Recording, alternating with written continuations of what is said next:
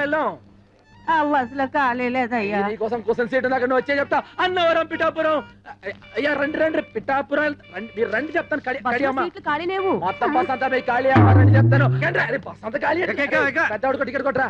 ఏంటి ముసలిదానికే బస్సు ఊరు చేరేలోపై బాధ్యత ఎలా ఉంది? 4 మంచి మాటలు మాడచ్చు కదరా. నువ్వు పైకి రే జాగ్రత్త రే. ఏమాడా టికెట్ లోపల కొట్టమంటావా బామ్మ? ఏకంగా పైకే కొట్టమంటావా? చూశారండి గణేష్ గారిని ఎలా ఎక్కించేస్తున్నాడా? 3 బస్సులు జనాలు ఒకే బస్సులో ఎక్కించేస్తున్నాడు. మీరు వెళ్ళండి రా, నేను వెళ్ళి బస్ చెక్ చేసి ఆ సంగతి చెప్తాను.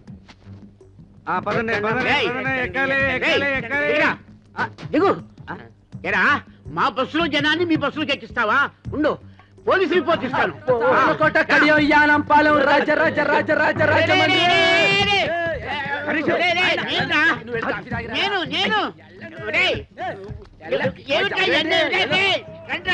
రండి రండి, నన్ను ఎక్కించేశారా బస్సులోకి?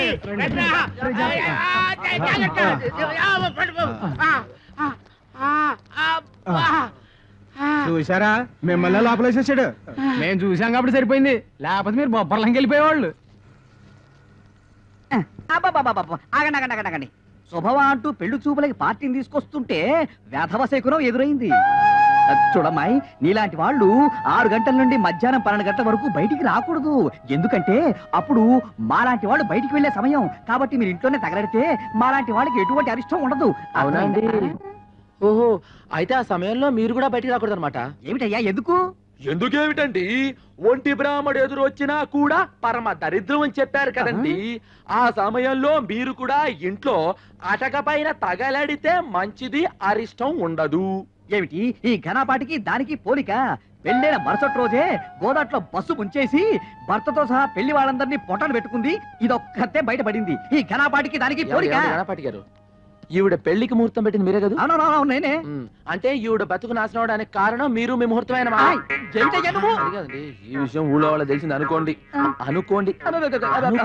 మీరు పౌరోహిత్యం మానేసి ఇదే బస్ స్టాండ్ లో పూటకూళ్ళ సత్రం పెట్టుకోవచ్చు. నమః.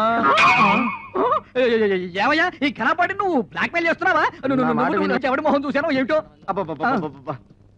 ఒంటి వేపనాడు ఇవాళ ప్రయాణం. యాదవల్లారా, బస్సు వ్యాపారంలా చేయండి రా. ఈ లాటరీ వ్యాపారం, బ్రాకెట్ వ్యాపారంలా చేస్తే మీ పొట్టి మీద రోడ్డు మీద ఫుడ్ కోసం లాటరీ వేసుకోవాలరా. అర్థమైందా? బాగా చెప్పావురా. వెళ్ళండి రా, వెళ్ళండి వెళ్ళండి. ఇదిగో గణేష, ఇలా నేను చెప్పినట్టుంటే నువ్వు బాగుపడతావు. నీ యజమాని ఒట్టి పిసిదారి, వాడు మూట కట్టుకుంటాడు కానీ నీకేమి వాడు. నువ్వు నా దగ్గరికి వచ్చి అద్దె లేకుండా ఇల్లు ఇస్తాను, 2 నెలలు బోనస్ ఇస్తాను, 10,000 జీతం ఇస్తాను. ఇవన్నీ నాకు ఎందుకు చెప్పండి. మీ బస్సులు నా బస్సులో చూసుకుంటాను, మీ పక్కనే ఉంటాను. చిన్న పని చేయండి చెప్తాను. ఏంట్రా ఏంటి ఏంటి ఏంటి? అవి ఏముందని మా అయ్యగారు బాబురావు గారు ఆయన కాళ్ళు ఎట్టేసుకుని సరిపోద్ది. ఇంకోసారి పిచ్చ రాజకీయాలు ఎత్తే పచ్చడి అయిపోద్ది. అన్నవరం, పిఠాపురం, సావర్లకోట, కడియం, యానం, పాలెం, రాజరాజ